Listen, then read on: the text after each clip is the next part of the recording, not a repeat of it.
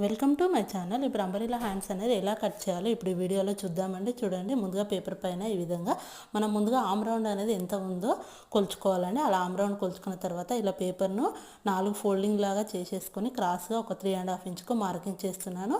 ఇప్పుడు నేను కట్ చేసే ఆమ్ రౌండ్ వచ్చేసి 16 ఇంచెస్ అండి. ఇలా 3.5 ఇంచుకు మార్కింగ్ చేసి కింద కర్వ్ అనేది తీసుకుంటే మనకు 16 ఇంచెస్ వస్తుంది. 4 ఫోల్డింగ్లు ఉంది కాబట్టి హ్యాండ్ హైట్ యొక్క ఎంత పెట్టాలి అనుకుంటున్నామో ఆ హైట్ అనేది మనము పైన డ్రా దగ్గర నుంచి ఈ విధంగా పెట్టి కట్ చేసేసుకుంటే అంబ్రెల్లా స్లీవ్స్ అనేది ఈజీగా కట్ చేసుకోవచ్చు అండి. చూడండి, ఈజీగా ఎలా కట్ చేయాలో వీడియోలో ఉంది.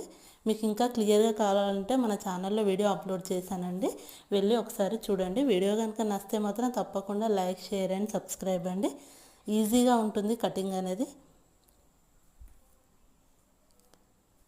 Thank you for watching.